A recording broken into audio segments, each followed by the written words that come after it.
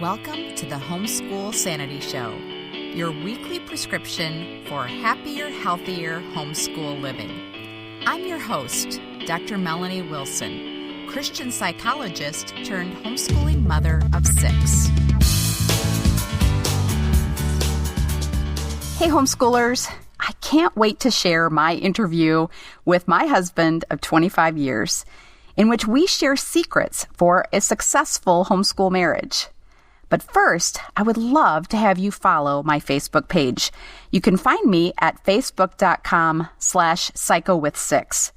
All this month, I will be bringing you reviews and giveaways from the show's sponsor, Apologia. If it's been a while since you visited Apologia's website or looked through a catalog, you'll be pleasantly surprised to see that they are more than just science curriculum. The resources they make available to Christian homeschooling families can make all the difference in your confidence and joy in homeschooling as they have for me. Visit them at apologia.com. The teaching tip of the week is to choose a homeschool planner. I've tried nearly every digital planner out there, and surprisingly enough, as a tech lover, I haven't been able to make them work. I love Apologia's Ultimate Homeschool Planner for Teachers by Deborah Bell. The flexibility of the layout is huge. You can plan your way. The encouragement to review your homeschool week is also so important. Without that time to stop and record your wins, you'll be convinced that you haven't accomplished anything. I'm also in love with the battle plan section. I'm privileged to have Deborah Bell join me for a Facebook Live interview on June 8th, 2017 at 4 Eastern, 3 Central, 2 Mountain, 1 Pacific. I'll get her best tips for homeschool planning, and I'll give you an inside look at Apologia's teacher and student planners. If you join me live, you can ask Deborah your burning planning questions. If you can't make the live interview, check the show notes for the replay at homeschoolsanity.com/marriage secrets. You'll have a chance to win a planner, and you'll get an exclusive discount on them.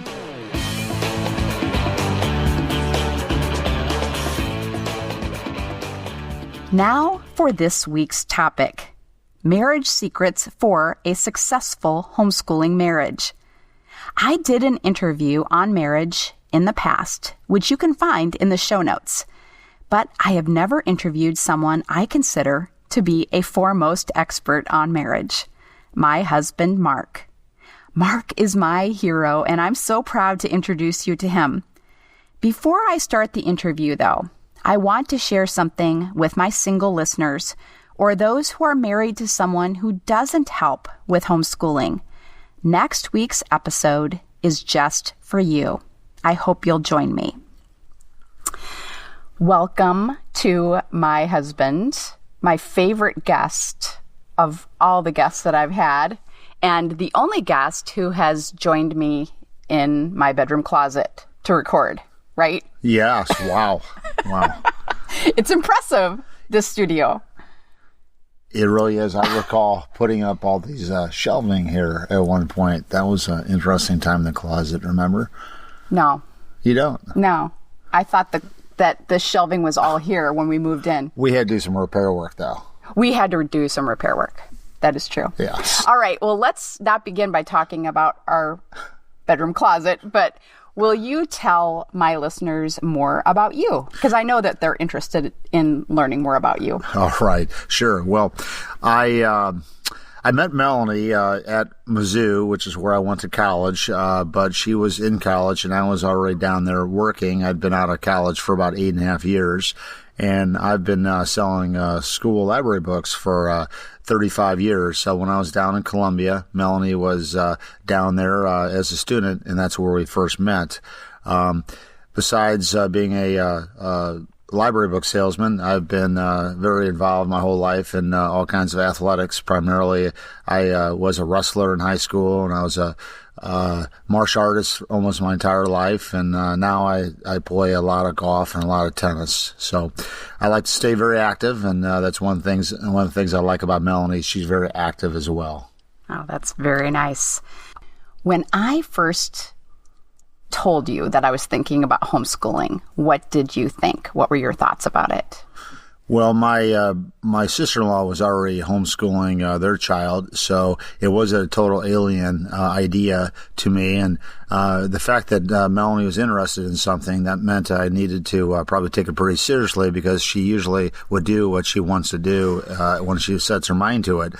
And the other thing was, I wasn't too alarmed by it, because I knew that Melanie would be an amazing teacher. I always knew that about her. That's part of her personality. She likes to teach. So I was pretty open to it. I said, well, that's just, give me more information, because that's all I really need was more information. And she did come up with more information, and, of course, was very persuasive. Yeah. And what do you think about it now? 17 years later, that's how long we've been homeschooling. Oh, I can't imagine not doing it. It was such a good experience, still is. The kids love it. I love it because I work from home, and I've always had plenty of opportunity to be with my kids a lot. When I'm not out traveling or making sales calls, I'm at home a lot. So I see the kids every day. And then when they're done homeschooling, when they're younger, it was every day we go out and play, usually at 3 o'clock. So it was super fun. Oh, that's so neat. I know it has been a real blessing to our family. But for this episode, we are talking specifically about marriage. So I want to hear from you, your perspective. What are some things that you think have allowed us to stay married for 25 years? Well, then I guess I won't take all the credit on this. I'd say that it's number one, that we're really good friends. We're the best friends, and that's super important. We communicate all the time. Sometimes it's really good communication. Other times we might not be happy with each other, but we never fail to let the other person know, and therefore it doesn't build up. We have little mini fights, but not too many major fights. And I think it's important that you're good communicators, and I think that's where Melanie really helps me a lot, because she's a master communicator. Oh, that's super sweet. Well, that is so good. One of the things that people ask me about a lot with respect to marriage or family is that communication aspect. And one of the things that I really emphasize is that it is critical not to be in denial in your marriage or in your family. But if there is a problem, if there is something that is bothering you, it's just so critical to admit it and talk it through. It really is. It is scary to admit to a problem, but it's even more frightening to deny that there's a problem and just to let things go, right? Oh, yeah. Whenever I've done something wrong and I don't admit it, later on I just have a lot of guilt about it anyway. So it's actually, you feel a little better at the end, but it does take a little pain to admit that you made a mistake. I've been there a few times. It's hard for everyone to admit that. I don't like to admit when I've done something wrong either. Okay, so let's talk about personality. We have very similar personalities, don't we? We do. We're both very outgoing and like to be around people. Mm-hmm.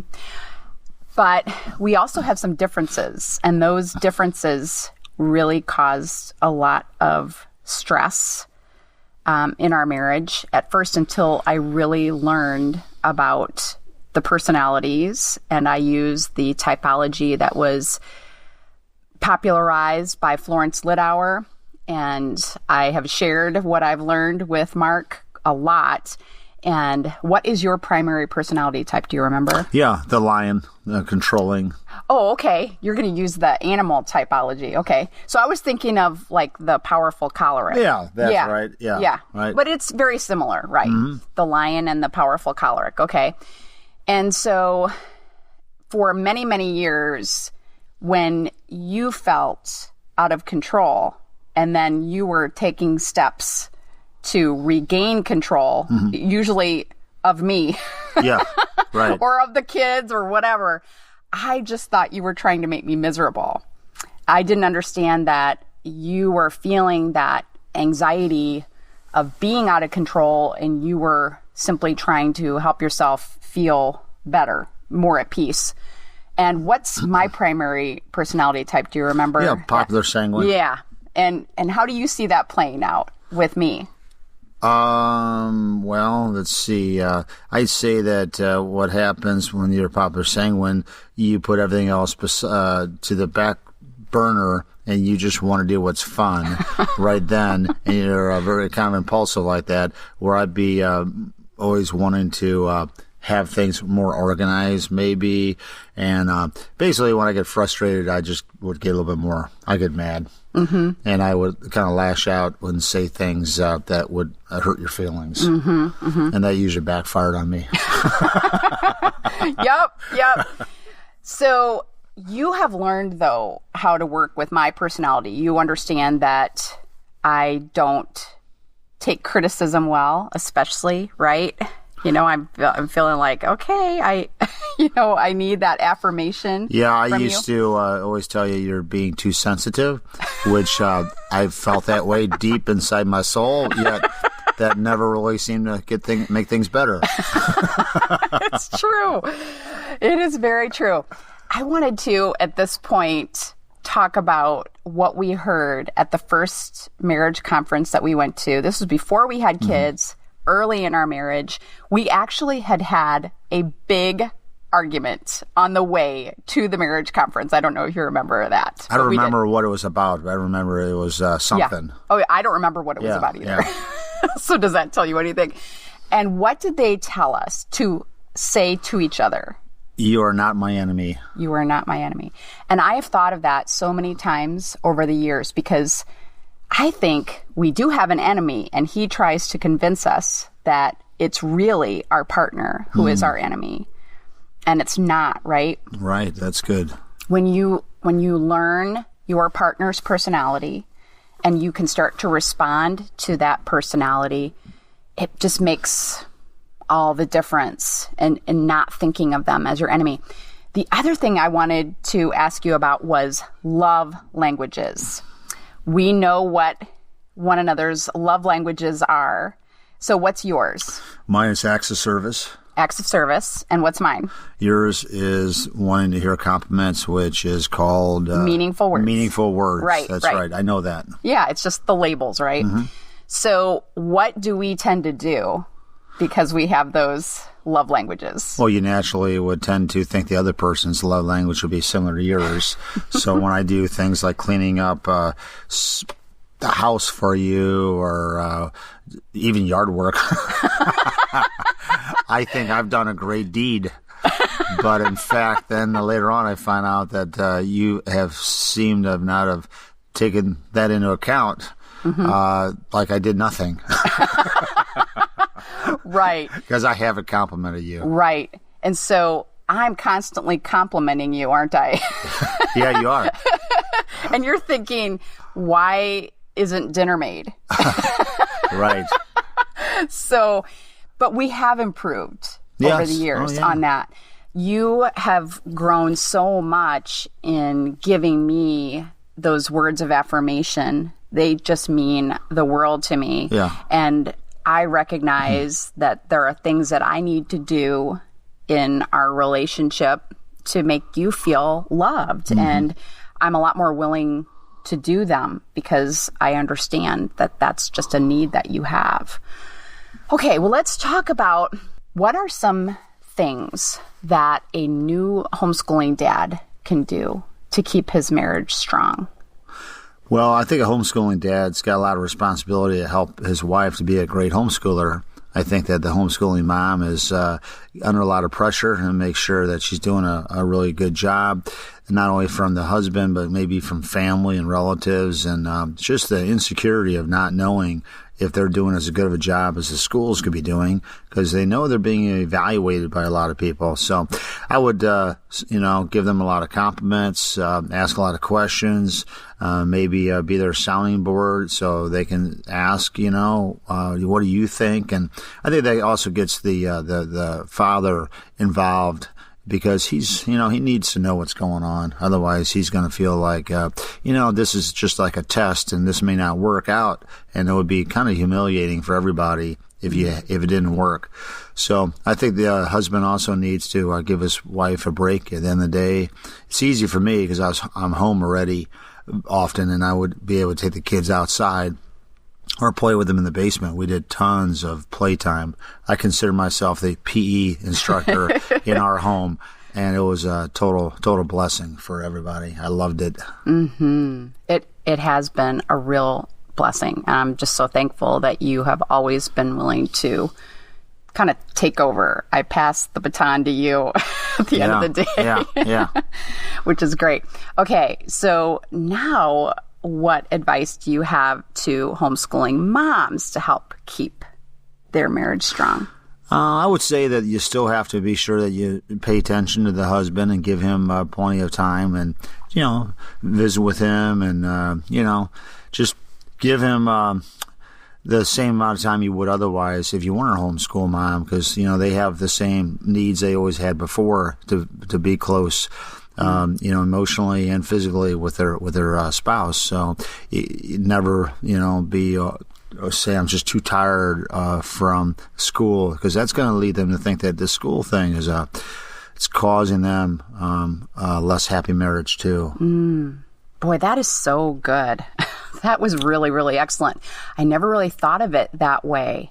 I don't think you must not have ever really felt that way, like homeschooling was robbing our marriage of intimacy. No, it didn't. Okay. It did not. Well, that's good. But I never thought of it that way, that a husband might think, this homeschooling thing is for the birds. If it's going to get in the way of us having that time together, and just energy for one another. Something else that has really kept our marriage strong over the years, I think, is just having time both alone together and also separately. Can you talk about how we've handled that over the years? Well, separately has never been a problem, because I've always played a lot of golf or tennis. I've always had, a lot of things I like to do just to keep my same interests going when I was younger. I never wanted to have to sacrifice all that, but I think as far as being together, we always made a committed effort to do things together, especially going out for watching movies. We always like to do that, and for dinner. And I don't know, we just like to be around each other. So yeah, and now we have a shared interest, a shared hobby in pickleball. Yes. Pickleball is pretty fun. Everybody seems to like that. We have a big group of people that play pickleball every Friday night during the at least the winter months, not the summer months. But it's a fun sport, and the gals as well as the guys, we play together. If you have not tried pickleball, I highly encourage you to give it a try. It's not an expensive hobby or sport to participate in. And your local community center or gym may have some playing time available, and it's so much fun to play as couples. It's a lot easier to do that than it is to play tennis together. You can learn it. You can learn it pretty fast. You really, really can. Well, I have told the homeschoolers who I've had the occasion to speak with in person how much I think of you and how responsible I think you are for me being able to do this podcast, for me being able to write in addition to homeschooling. And one of the other things that I just want to end with in this interview is my encouragement to homeschooling moms to allow your husband to be your coach, your booking agent. You have, on occasion, not frequently, but on occasion, you have said no to a speaking engagement that I have been invited to. You have also been one to very helpfully say, you just had a baby 2 weeks ago. There is no reason for you to be making a meal for a new mom. Do you remember that? Yeah, I do. So you protect me and my time. And I think too few homeschooling moms allow their husbands to fill that role. And I'm just so appreciative that you have filled that role in my life, in addition to being a wonderful friend. Oh, thank you, sweetie. Well, I just love you so much, and I just want the best for you. Well, that is wonderful. And that is really our prayer, that every homeschooling family would have a strong marriage. That is the foundation for your homeschooling family. If your marriage falls apart, your homeschool has a very difficult chance of surviving. Yeah. Thank you so much for taking the time. I'm happy to be here. That in is the great. closet. In the closet. Well, this was wonderful. Maybe we will do this again sometime. All right. Sounds good. Nice to be here.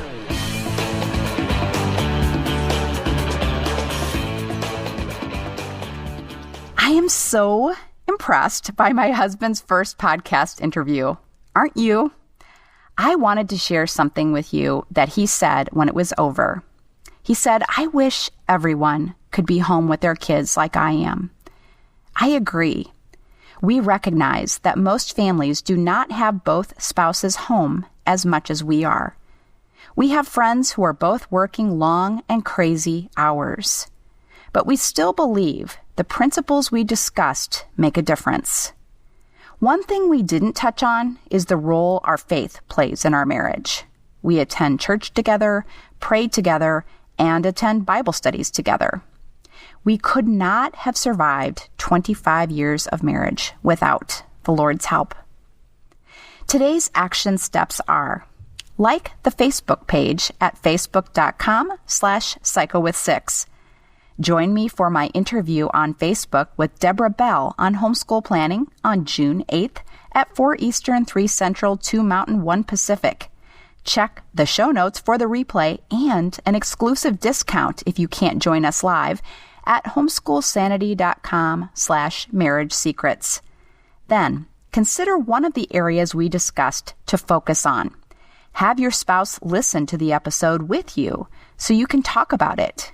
Read one of the books I'm linking for you to help you learn more about personality, love languages, physical intimacy, or communication. Marriages can always improve incrementally. They're never just good or bad. Thanks so much to Apologia for sponsoring this podcast. Check out the excellent materials they offer to help Christian homeschooling families at apologia.com. Have a happy homeschool week. Thank you for joining me for the Homeschool Sanity Show. This has been a production of the Ultimate Homeschool Radio Network.